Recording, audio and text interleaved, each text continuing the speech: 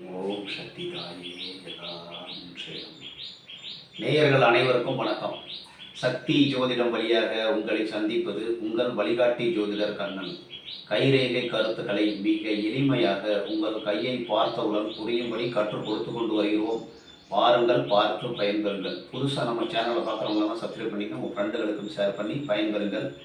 இன்றைய தலைப்பு என்னவென்றால்,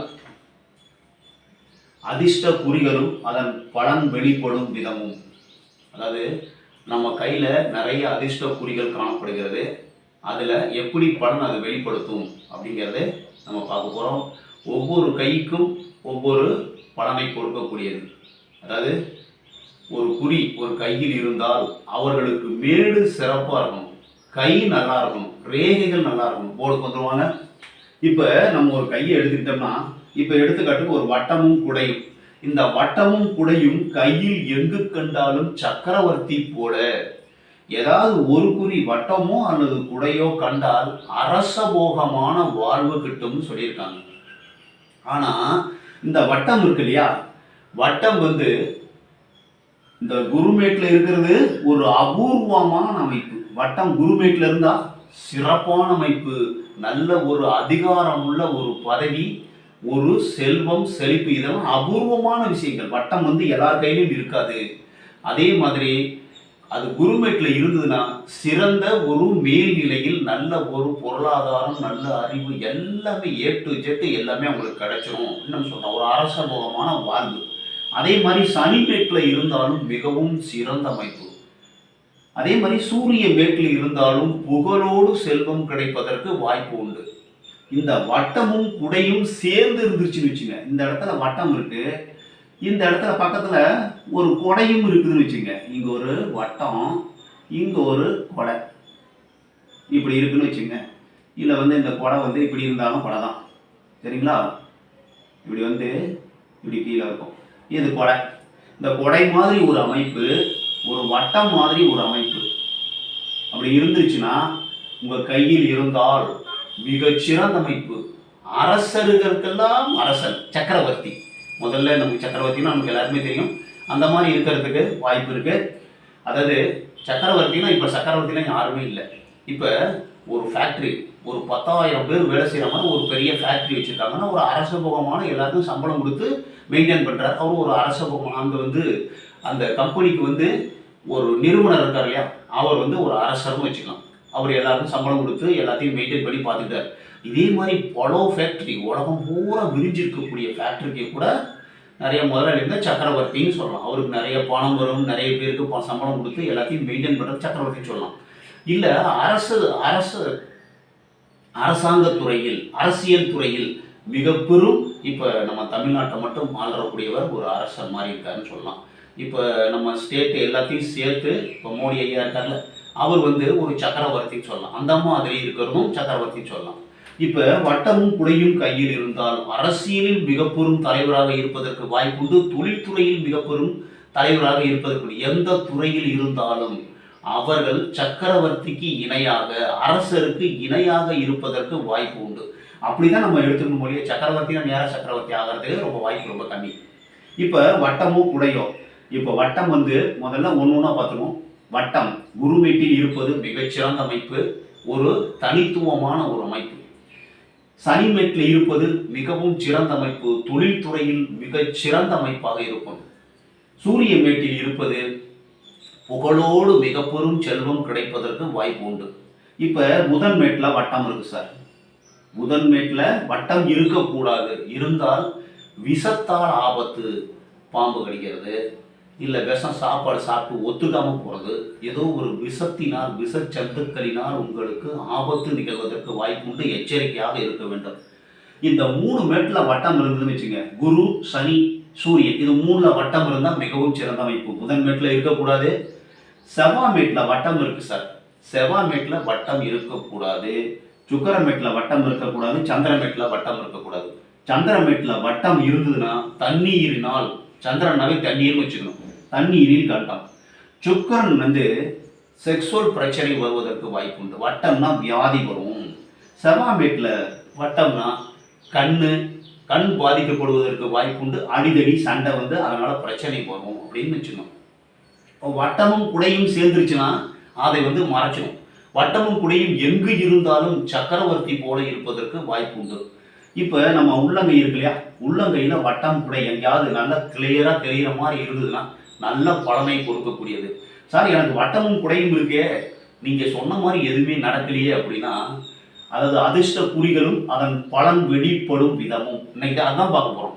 இப்போ ஒரு அதிர்ஷ்ட குறி இருக்குது சார், நிறைய குறிகள் இருக்குது.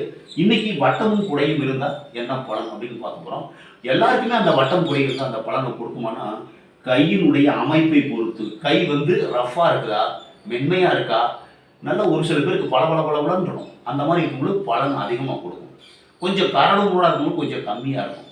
அந்த மாதிரி இருக்கிறதுக்கு வாய்ப்பு இருக்குது. ஒன்று கை நல்லா இருக்கும். ரெண்டாவது இந்த ஆயில் ரேகை எப்படி இருக்குன்னு பார்க்கணும். ஆயில் தான் உடம்புல உள்ள சக்தி, பலம், வயது எவ்வளோ நாள் இந்த உலகத்தில் இருப்பாங்க அப்படிங்கிறதுக்கு ஆதாரமே இந்த ஆயில் ரேகை தான். அதே மாதிரி புத்தி எப்படி இருக்குது அப்படிங்கிறத காண்பிக்கக்கூடியது புத்தி. மனம் எப்படி இருக்கிறது, அதே மாதிரி இருதயம், நம்ம உடல் உறுப்புகள் எப்படி இருக்கு, பிரச்சனை இல்லாமல் இருக்கா, அதே மாதிரி காதல், அன்பு இதெல்லாம் நல்லா இருக்கான்னு பார்க்கறது. விதி ரேகை உங்களுடைய தொழில், உங்களுக்கு கிடைக்க வேண்டியது என்ன கிடைக்க போகிறது, உங்களுடைய கர்மா, உங்களுடைய தலையெழுத்து எப்படி இருக்கு, அதே மாதிரி சூரியன் நீங்கள் வெளிச்சத்துக்கு வருவீங்களா வரமாட்டீங்களா, இதெல்லாம் பார்த்துட்டு அந்த வட்டமும் குடையும் எந்த இடத்தில் இருக்கிறதோ அதற்கு தகுந்த மாதிரி பலன் கிடைக்கும். இந்த ஆயுள் ரேகை நல்லா இருக்கு சார், புத்தி ரேகை நல்லா இருக்கு, இருதய ரேகை நல்லா இருக்கு, விதி ரேகை, சூரிய ரேகை இருந்து இந்த வட்டம் குடை இருந்தால் நீங்கள் கொடுத்து வைத்தவர்கள் கண்டிப்பாக ஒரு அரசியல் துறையில் மேல்நிலையில் வருவீர்கள். இல்லைன்னா ஒரு பல தொழில்கள் செய்து அதன் மூலமாக சக்கரவர்த்தி போல வாழ்வதற்கு வாய்ப்பு உண்டு. வட்டமும் குடையும் இருந்தால் கண்டிப்பாக பலன் கொடுக்கும். சரியில்லாத இடத்துல இருந்ததுன்னா பலன் குறைவுபடும். இப்போ வட்டம் குடை இருந்ததுன்னா நல்ல பலனை கொடுக்கும் அப்படிங்கிறது சாஸ்திரம் சொல்லுது. இருந்தாலும் அது இருக்கும் இடத்தை பொறுத்து பலன்கள் மாறுபடுவதற்கு வாய்ப்பு உண்டு. கை மென்மையாக இருக்கணும், ரேகைகள் கெடுதல் இல்லாமல் இருக்கணும், அதே மாதிரி மேடுகளும் நல்லா இருக்கணும். இப்போ சுக்கிர மேடு நல்லா இருந்தால் சந்தோஷமாக இருக்கிறதுக்கு விரும்புவாங்க. எந்த துறையில் இருந்தாலும் சந்தோஷத்தை விரும்பக்கூடியவர்கள் சுக்கிர மேடு அளவுக்கு அதிகமாக இருக்கு, அவங்க வந்து சந்தோஷத்தை விரும்புவார்கள். சந்திரன் அதிகமாக இருந்தால் பாதி நாள் நல்லா இருப்பாங்க, பாதி நாள் சரியில்லாமல் இருக்கிறதுக்கு வாய்ப்பு இருக்குது. மனம் 15 நாள் வளர்புறை, 15 நாள் தேய்புறை இல்லையா, அந்த மாதிரி இருக்கிறதுக்கு சந்திரன் வாய்ப்பு இருக்குது. அதே மாதிரி குரு பகவான் முழு சுபகிரகம். உங்களுக்கு தெரியும், அந்த குரு மேட்டில் இருந்ததுன்னா மிகவும் சிறந்த அமைப்பு. குரு மேடு நல்லா இருக்கும். குரு மேடு சரியில்லை, ஒரு சில பேருக்கு இந்த குரு, சனி, சூரியன், புதன் இது எல்லாமே மட்டமாக இருக்கும். அந்த மாதிரி மட்டமாக இருந்து ரேகை இருக்கும், அவங்களுக்கு அந்த ஆசை அதை செய்ய ரேகை இருக்கும், அதிர்ஷ்ட குறி இருக்கும், செய்ய முடியாமல் தவிப்பாங்க, இடையில மாட்டிக்கிட்டு முழிப்பாங்க அப்படியே. ஏன்னா அந்த மேடுகள் தான் ஆசையை உண்டு பண்ணும். அந்த மேடு கம்மியாக இருந்ததுன்னா ஆசை குறைவா, தட போப்பா அப்படின்னு இது செய்ய முடியாது. ஒன்றும் மேடு நல்லா இருந்ததுன்னா ஆசை நிறையா இருக்கும் சார், ரேகை நல்லா இருந்ததுன்னா அதை செய்யலாம். ஒன்றும் மேடு நல்லா இருந்ததுன்னா ஆசை மட்டும் இருந்து முடிஞ்சு போயிடும். ரேகை இருந்ததுன்னா செயல்படணும்னு துடிப்பாங்க, அந்த செயல்படுத்த முடியாத சூழ்நிலை ஏற்படும். மேலும் நல்லா இருக்கணும், ரேகையும் நல்லா இருக்கணும், அதிர்ஷ்ட குறியும் நல்லா இருக்கணும். இந்த மாதிரி ரேகைகள் இருந்தால் அதிர்ஷ்ட குறி. இப்போ வட்டமும் குடையும் இருந்ததுன்னா மிகச்சிறந்த அமைப்பு, சக்கரவர்த்தி போல வாழ்வார். வட்டமோ இல்லை ஏதோ ஒரு குடையோ இருந்தால் அரசபோகமான வாழ்வு கிட்டும். எந்த துறையில் இருந்தாலும் A to Z எல்லாமே கிடைச்சி சந்தோஷமான வாழ்க்கை வாழ்வதற்கு வாய்ப்பு உண்டு. இதில் ஏதாவது கெடுதல் இருக்குது சார். இப்போ தார ரேகை வருது, தார ரேகை ஏதோ வில்லங்கம் வருதுன்னு வச்சுங்க, குறி இருந்தாலும் அந்த ஒரு பிரச்சனையை உண்டு பண்ணும். அதே மாதிரி ஆயில் ரேகையில் தடை இருந்தால் அதில் ஏதாவது தீவு, வெட்டு, துண்டு இருந்ததுன்னா பிரச்சனை வருவதற்கு வாய்ப்பு உண்டு. நம்ம புத்தி ரேகையில் மனம் பாதிக்கப்படும். இறுதி ரேகையில் காற்று பிரச்சனை வரத்துக்கு வாய்ப்பு இருக்குது. விதி ரேகை தடை காலங்களில் உங்களுக்கு பொருளாதாரம் பாதிக்கப்படும். சூரிய ரேகை தடை காலத்தில் உங்களுக்கு அதாவது புகழ் பாதிக்கப்படும். இதெல்லாம் வந்து ஒரு ப்ரொசீஜர், அதாவது ஒரு வரன்முறையாக இருக்கும். ஒரு கிரகம் வந்து ஜாதகத்தில் ஒரு இடத்துல இருந்துன்னா ஒரு பலன் கொடுக்கும். அதே கிரகம் இன்னொரு இடத்துல, அதாவது லக்னம் மாறும் பொழுது அந்த பலன் வந்து மாறுபடுங்கிறது உங்களுக்கு எல்லாருக்குமே தெரியும். அதே மாதிரி தான் கையில் எந்த இடத்துல எந்த குறி இருந்தால் அந்த பலன் நடைபெறும் அப்படிங்கிறத நம்ம சொல்கிறோம். இதே மாதிரி தான் நம்ம ஜாதகம் எப்படி இருக்கோ அதே மாதிரி தான் கையில் உள்ள மேடுகள், ரேகைகள், அங்கே வந்து கிரகங்கள், இங்கேயும் கிரகங்கள் இருக்குது, இங்கேயும் மேடுகள், கிரகங்கள் இருக்குது. ரெண்டும் ஜாதகமும் கைரேகையும் ஏறக்குறைய ஒன்றா தான் இருக்கும். அதை பார்க்கக்கூடிய பலன்கள் வந்து நம்ம ஒரு சில பேர் கரெக்டாக பார்ப்பாங்க, ஒரு சில பேருக்கு கொஞ்சம் கம்மியாக இருக்கும். எல்லாருக்கும் எல்லாமே கிடைக்கிறதில்ல. இப்போ ஒரு எடுத்துக்காட்டுக்கு, இப்போ ஒரு அதிர்ஷ்ட குறி இருக்கு சார். அது வேலை செய்யும். ஒரு சில பேருக்கு நல்லா வேலை செய்யும், ஒரு சில பேருக்கு தவறா வேலை செய்யும். இதுக்கு என்ன காரணம்னா, ஒரு கத்தியை கொண்டு ஒரு கிச்சன்ல கத்தி இருந்ததுன்னா, காய்கறிய வெட்டுறதுக்கு நல்லா சுவையா சமைக்கிறதுக்கு யூஸ் ஆகுது.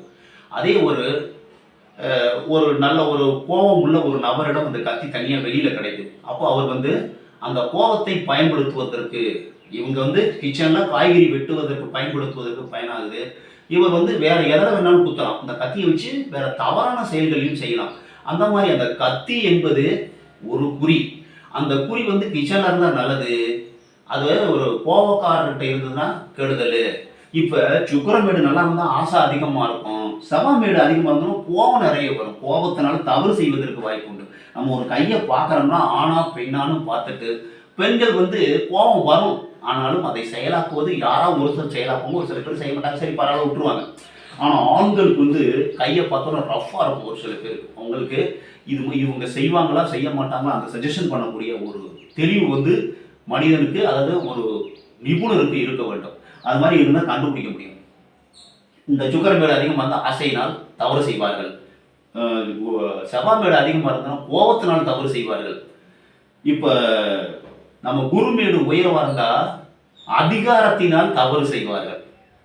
நல்லதும் கெட்டதும் அவர்களுடைய மேடுகள், ரேகைகளை பொறுத்து பலன்கள் மாறுபடும். அதற்கு வாய்ப்பு உண்டு. இப்போ வட்டம் குடைய இப்ப நீங்க சொல்லிட்டோம். இப்போ வேற ஒரு குறி இருக்கு சார். எந்த குறி இருந்தாலும் நல்ல அதிர்ஷ்டமான குறிகள் இருந்தா, கை நல்லா இருந்து, மேடுகள் நல்லா இருந்து, ரேகைகள் துண்டு வெட்டு இல்லாம நல்லபடியா இருந்ததுன்னா, நல்ல பலனை கொடுக்கும். அதே செவ்வாய் மேட்ல, சந்திர மேட்ல, சுக்கிர மேட்ல இருந்ததுன்னா பலன்கள் மாறுபடும். குருமேடு, சனிமேடு, சூரிய மேடு இது வந்து பலன்கள் நல்லபடியா இருக்கிறதுக்கு வாய்ப்பு இருக்கும் மோஸ்ட்லி. புதன் மேடு வந்து 2 நல்லதும் கொடுக்கும், கெட்டதும் கொடுக்கும். நம்ம ஜாதகத்தை பொறுத்தவரை புதன் எப்படி இருப்பார்? நல்ல கிரகத்தோட சேர்ந்தா நல்லது செய்வார். அ ச பாவ கிரகத்தோட சேர்ந்தா பாவத்தை செய்வதற்கு வாய்ப்பு உண்டு. அதே மாரி தான் நம்ம கைதியும். அந்த மேடுகள் எவ்வாறு இருக்கின்றன, ரேகைகள் எவ்வாறு இருக்கின்றன, அதற்கு தகுந்த மாதிரி தான் அதிர்ஷ்ட புலிகள் வேலை செய்ய ஆரம்பிக்கும் என்று கூறி, மற்றும் ஒரு சிறப்பான காணொளியில் உங்களை சந்திக்கும் வரை உங்கள் வழிகாட்டி ஜோதிடர் கண்ணன். வணக்கம்.